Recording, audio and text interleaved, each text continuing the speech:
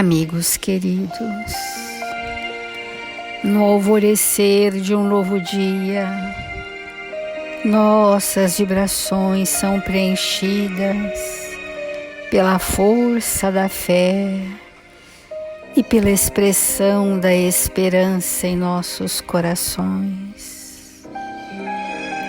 Que o cristão verdadeiro seja sempre o espírito esperançoso, confiante na justiça de Deus e na sua misericórdia em favor de toda a humanidade da terra.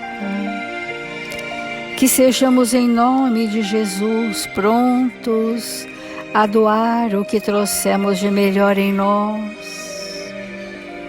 Que ao estendermos as nossas mãos, possamos estender os nossos mais nobres sentimentos. Que a nossa palavra seja imantada da bondade e da mansuetude. E que nossos passos possam seguir os passos de Jesus na terra, pelas sendas iluminativas dos caminhos.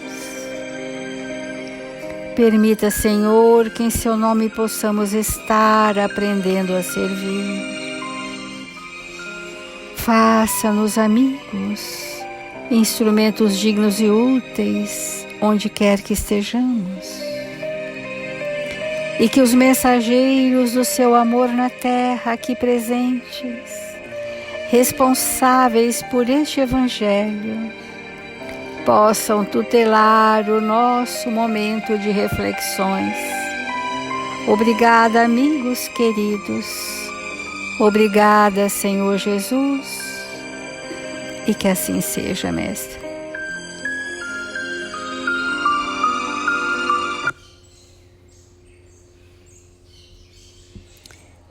Do Evangelho segundo o Espiritismo, o capítulo 13º. Não saiba a vossa mão esquerda o que faz a direita. Nós estamos já fazendo o desfecho desse tema sobre a piedade, porque essa virtude, este valor vai se apresentar em todas as páginas sobre a caridade que o Evangelho nos disser. O sentimento mais próprio para vos fazer progredir, domando o vosso egoísmo e vosso orgulho, o que dispõe vossa alma à humildade, à beneficência e ao amor ao próximo é a piedade. Quanto a piedade está longe, entretanto, de causar a perturbação e o aborrecimento com os quais se apavora o egoísta. Sem dúvida, a alma experimenta ao contato da infelicidade alheia e, voltando-se para si mesma, um abalo natural e profundo que faz vibrar todo o vosso ser e vos afeta penosamente. Mas a compensação será grande quando virdes a restituir a coragem e a esperança a um irmão infeliz que se emociona com a pressão da mão amiga e cujo olhar, ao mesmo tempo úmido de emoção e de reconhecimento, se volta docemente para vós, antes de se fixar no céu, agradecendo por lhes haver enviado um consolador, um apoio. A piedade é a melancólica, mas celeste precursora da caridade, essa primeira virtude da qual é irmã e cujos benefícios prepara e enobrece. Nós temos falado, porque todo esse capítulo da piedade, ele tem como contraponto o egoísmo, né? Todo o tempo são 4 grandes comunicações, todos esses espíritos que falaram sobre a piedade porque são piedosos, mostram-nos que o egoísmo, a insensibilidade, a indiferença inibe o espírito da prática da expansão dos sentimentos. Porque, na verdade, nós temos dificuldade de estar com os que sofrem e ter a compaixão de sentir em nós a dor do outro, sem nos desequilibrarmos, para que a piedade possa ser um aspecto de socorro. Essa é a dinâmica, né? Por isso que compaixão e piedade estão intimamente associadas nesses textos e em toda a obra de Emmanuel. Primeiro nós temos a compaixão, que é sentir em nós a necessidade premente do outro, que pode não ser a sua queixa. A pessoa vem com uma queixa, mas essa não ser a sua maior necessidade. E termos uma acuidade perceptiva de sentir com a compaixão qual é a sua real necessidade, e aí então, movido pela piedade, socorrermos dentro da nossa mínima possibilidade o outro. Por isso que para socorrer um, nós precisamos de sermos um grupo, porque o alcance da vibração de um de nós atinge até determinado ponto com determinada qualidade vibratória. O outro tem outras construções com outra qualidade vibratória, e assim, quando vamos socorrer alguém, não tenhamos nunca a pretensão de que podemos fazer isso sozinhos. Nós podemos sozinhos fazer a nossa mínima parte, que provavelmente não será suficiente. O trabalho em equipe na casa espírita, ele tem, entre outras funções, essa de somar potencialidades divinas daquele grupo, daqueles espíritos, para que essas potencialidades divinas sejam incrementadas pelos espíritos superiores, pela compostura e pela seriedade daquele grupo moralmente equilibrado, para que possa atingir a necessidade do outro. Mas o Evangelho está nos mostrando em todas essas 4 comunicações que nós temos dificuldade em nos envolver com a dor do outro, com a miséria do outro, com o desequilíbrio do outro, porque isso nos perturbaria. Isso é um fato, muitas vezes, há pessoas que mais serão perturbadas ao contato da miséria humana do que levarão um benefício. Isso existe também. Então, aquele espírito não está pronto para entrar em contato, porque ele vai se perder na ansiedade, ele vai se envolver no imediatismo, de querer resolver tudo para todos, que alguém faça. Isso tudo arrefece à medida em que nós não estamos para socorros imediatos, mas nós estamos para estar com o outro na sua dor e levar a esperança, o bom ânimo, a visão de mundo, que vão ser recursos para esses nossos espíritos. Então, mas a piedade, e outros autores aqui da piedade também falam isso, ela nasce da infelicidade do outro, infelizmente. Porque se não fosse a dor do outro, eu não desenvolveria piedade. Eu não teria por quem desenvolver esse sentimento. Então, a piedade é a melancólica, mas celeste precursora da caridade. É melancólica no sentido de que nós precisamos, para quebrar a nossa indiferença, nos misturarmos com o outro sem nos desequilibrarmos. Porque há pessoas que pretensamente se sentem sensíveis, mas na verdade é uma sensibilidade desequilibrada das emoções, porque o sentimento não está estruturado, está pautado só em emoções. E a pessoa fica muito emocionada, mas aquilo é um fogo facto, uma chama que apaga. E quando o sentimento é verdadeiro, realmente aquilo alenta de esperança aquele espírito. Eu trouxe uma lição do livro Segue-me. Ontem nós fizemos uma pergunta, temos feito esses dias. Onde estão esses espíritos que estão perdidos, caídos, na miséria,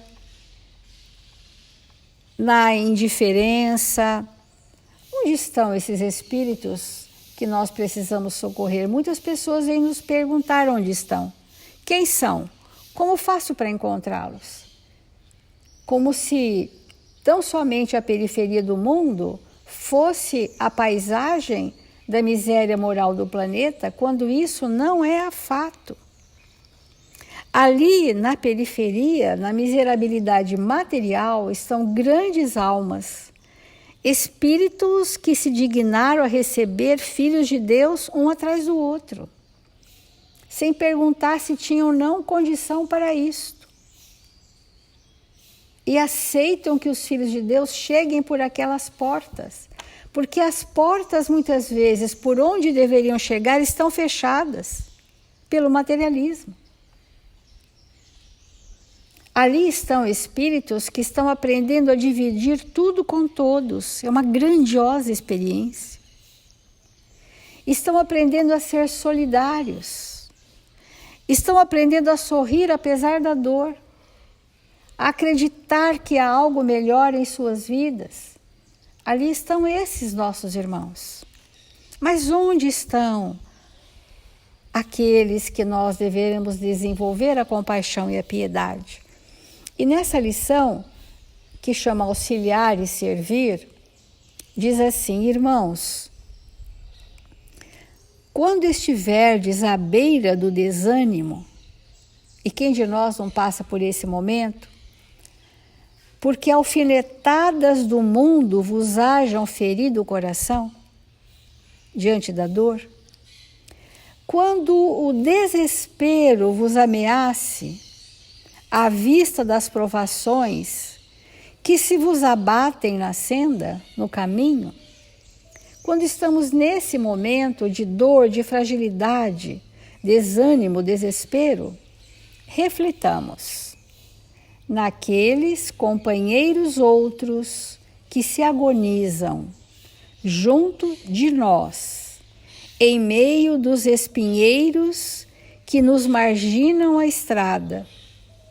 Vamos pensar nesses, estão junto de nós. Não é agonizar do corpo, é desistir da luta. Nos que foram relegados à solidão, sem voz de amigo que os reconforte. Vamos pensar nestes. Nos que tateiam a pleno dia, ansiando por fio de luz que lhes atenue a cegueira.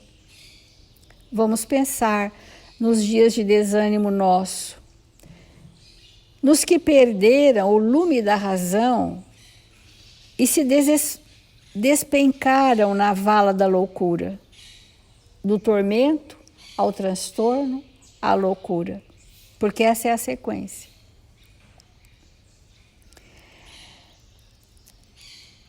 Vamos pensar nos que foram arrojados à orfandade quando a existência na Terra se lhes esboça em começo, quando crianças ainda.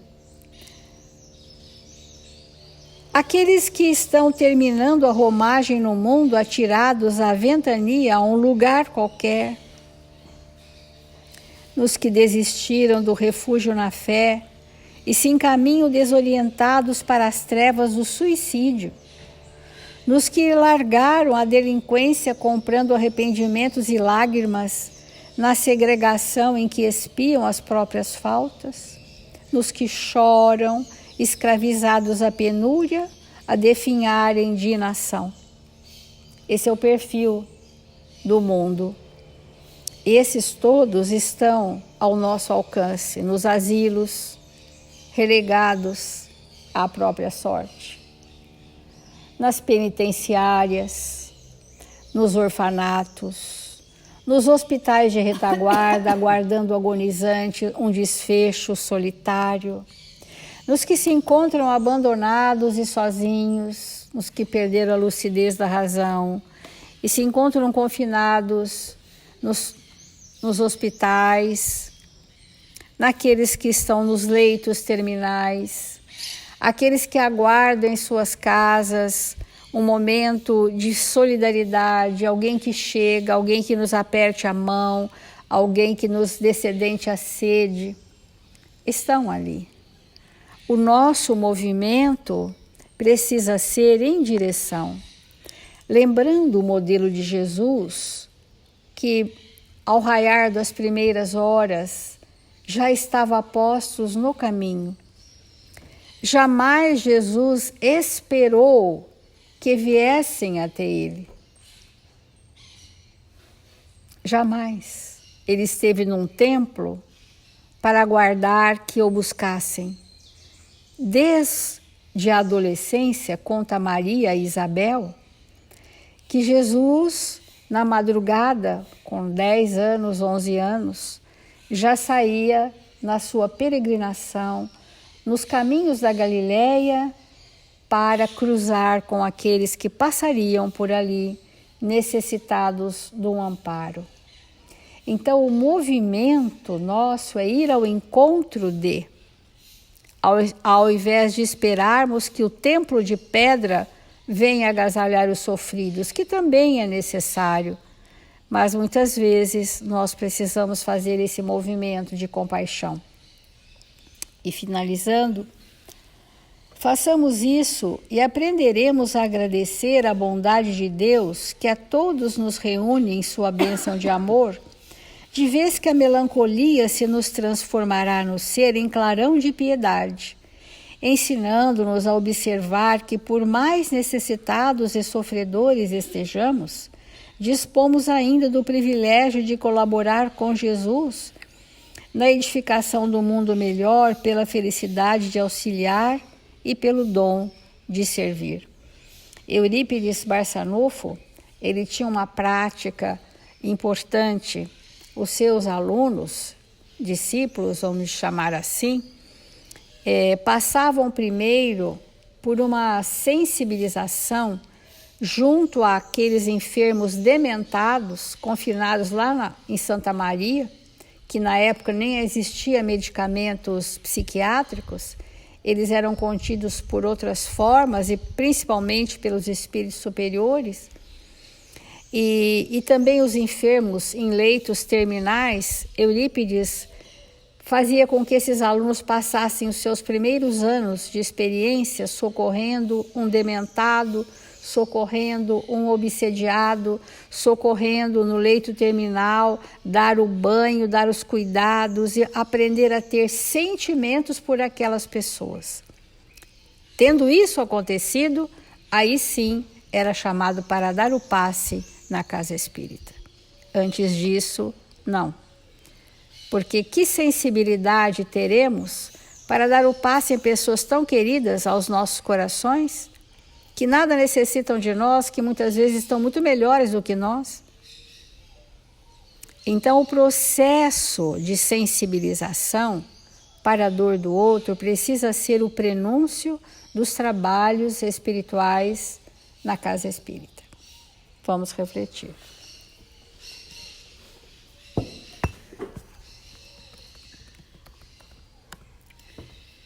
É muito importante, irmãos, que nós tenhamos um plano de desenvolver em nós esse valor espiritual que é a piedade. É mesmo se não for uma meta espiritual, ela não será construída. Porque, de novo, nós não aprendemos uma língua, um idioma, só porque achamos bonito. É necessário se dedicar. Ou uma ciência, ou uma arte, enfim. Então, nós somos um campo, como o Evangelho nos mostra, o Espírito é um campo que precisa ser cultivado.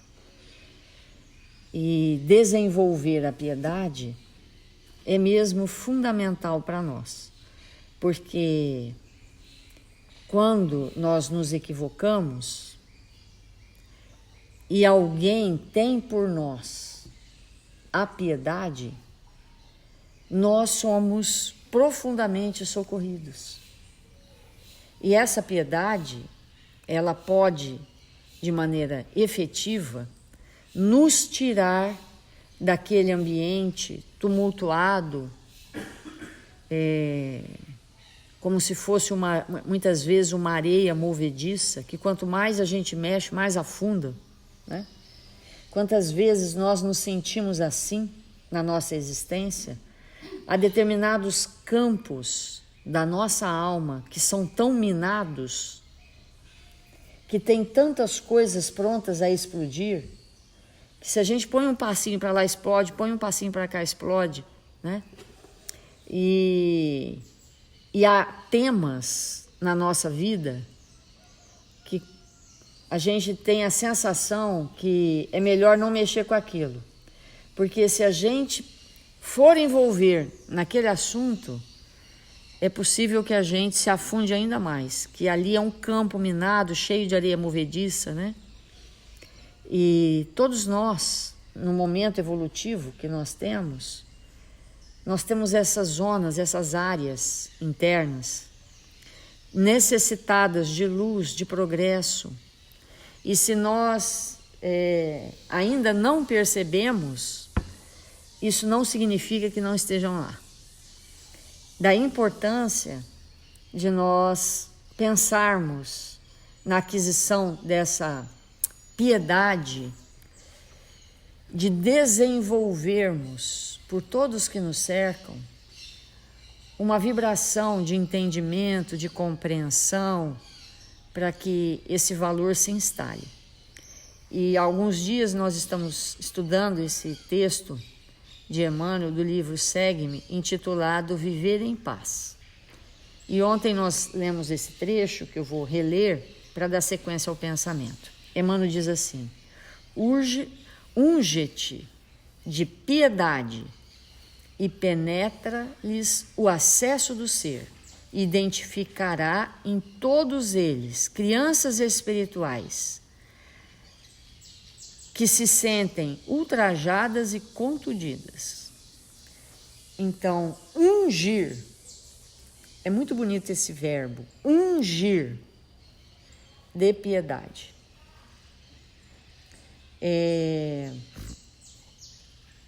Para que nós possamos verdadeiramente socorrer as crianças espirituais que nos cercam, que por qualquer coisa sentem-se ultrajadas e contundidas. Porque isso é uma fragilidade do espírito. É uma fragilidade. Quanto mais frágil o espírito, mais facilmente ele se sente ultrajado e contundido. Então, o que o outro falou, mesmo que seja a verdade, como que ele se sente? Ele se incomoda com a verdade, com a realidade. Ele se opõe, se entristece, fica de mal, melindra, né? Ninguém pode dizer nada que não seja aplaudir, que não seja ressaltar aquela personalidade. E esse texto, ele está falando que nós vamos necessitar desenvolver profunda piedade aos irmãos que estão nesse nível de dificuldade.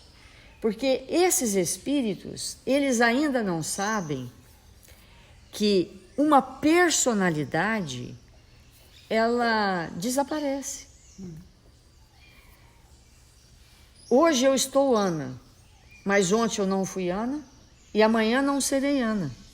Na próxima existência não serei Ana. Então, o que você está comentando da Ana deveria pouco me importar. Pouco me importar. Porque a Ana vai morrer, literalmente, a Ana vai morrer. Ela vai deixar de existir. Ontem ela não existia e amanhã também não existirá. Porque quando nós desencarnarmos e planejarmos uma próxima existência, nós vamos mergulhar na anterioridade, pensar determinadas características do nosso ser espiritual que muitas vezes nada tem a ver com essa que está se manifestando aqui agora. Então, tudo é muito passageiro. Alguém que está se opondo nesse momento a uma personalidade que vai desaparecer, e nós vamos nos opor àquela pessoa, vamos ficar de mal para sempre, vamos querer nos distanciar, não queremos mais a convivência com essa criatura, porque ela falou a verdade a respeito de nós mesmos, né? Isso é uma grande infantilidade. Nós vamos precisar amadurecer e deixar que a outra pessoa manifeste tudo que ela quer, tudo que ela é. Porque o que ela está manifestando naquele momento também não a representa de uma maneira absoluta, né? É apenas um nanonada, é apenas uma parte ínfima do seu ser espiritual. Como nós comentamos ontem, aclimatar o nosso pensamento para ver o outro como um espírito que está em processo constante de mudança, e o que ele está manifestando hoje não será o que vai manifestar amanhã, nos auxilia muito a desenvolver essa piedade. E aí ele continua: uns acusam, outros choram. Ajuda-os enquanto podes, pacifica-lhes a alma, harmonizarás ainda mais a própria vida. Quando nós fazemos um esforço, às vezes tem um desentendimento e a gente assiste um desentendimento. Às vezes é familiar, às vezes é no trabalho, às vezes é na casa espírita. E muitas vezes nós falamos assim: não tem nada com isso, tchau, deixa a coisa acontecer, não é comigo, isso não é comigo, adiós. Quantas vezes nós agimos dessa maneira, né? Mas tem alguma coisa no universo que não seja conosco? Que está acontecendo próximo de nós, que não seja conosco, que não é, que nós não temos nada a ver com isso? Tem alguma coisa? Eu não acredito. Porque tudo que acontece ao nosso redor, indistintamente, necessita da nossa cooperação, senão não ocorreria ao nosso redor. Isso não significa que nós temos que interferir em tudo. Isso não significa que devemos interferir em tudo, mas significa que não podemos ser indiferentes a nada. Às vezes, diante de uma situação extremamente complexa, o silêncio da mente e a ação do coração é a própria misericórdia, é a própria indulgência. Então, quando a gente diz assim, piedade é a manifestação de uma profunda compreensão. E se naquela hora da confusão nós emitirmos um pensamento superior, realizarmos uma prece e mandarmos vibrações de equilíbrio e de paz, nós podemos mudar a ordem das coisas, sem que ninguém fique sabendo o que nós realmente fizemos. Agora, esse estado de indiferença que muitas vezes nós entramos e a gente fala, não, isso não é comigo. Então, o que vai ser comigo? Né? Porque tudo é conosco. Tudo é conosco. Não tem nada que não seja conosco. Agora, perpetuar uma indiferença, às vezes alguém nos liga para fazer uma intriga. não é? Quantas vezes nós já passamos por isso? Nos ligam, nos procuram para fazer uma intriga. Aí a gente fala assim, não, eu não vou me envolver nisso, não vou me envolver nisso, porque isso não tem nada a ver comigo. Então, eu tenho que me envolver nisso. Agora, o que é envolver, né? Envolver não é nem tomar um lado nem outro. Envolver não é pôr fogo, pôr lenha no fogo. Envolver não é de maneira nenhuma intensificar o conflito, mas envolver é fazer de verdade o que é para eu fazer naquela circunstância. Porque senão aquilo não teria chegado até mim. Às vezes uma intriga começa aqui e chega até mim justamente para que ela morra aqui. Para que haja um processo de saneamento aqui. E que da minha parte, a minha parte eu vou fazer. Não existe isso, gente. Não existe isso. Isso não é comigo. Tudo é conosco. Tudo. Se chegou aqui, né? Se chegou. E esse exercício da piedade é nós nos movimentarmos as nossas forças para contribuir. Aprendemos a compreender cada mente em seu problema. Recorda-te que a natureza, sempre divina em seus fundamentos, respeita a lei do equilíbrio e conserva sem cessar.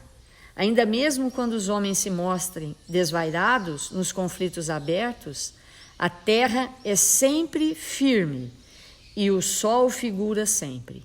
Viver de qualquer modo é de todos, mas viver em paz consigo mesmo é o serviço para poucos. Então, vamos fazer a nossa prece e nos mantermos confiantes e em paz.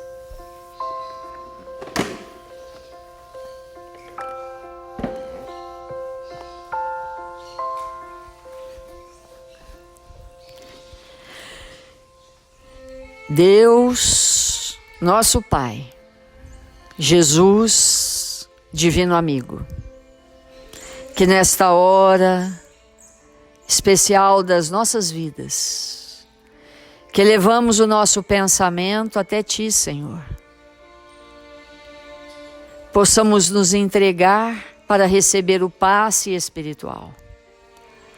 Possamos, Senhor, nesta hora, sentir a presença amorosa dos Espíritos que nos amam, que nos envolvem com vibrações amorosas, que nos fortalecem, que nos impulsionam para prosseguirmos no caminho do bem.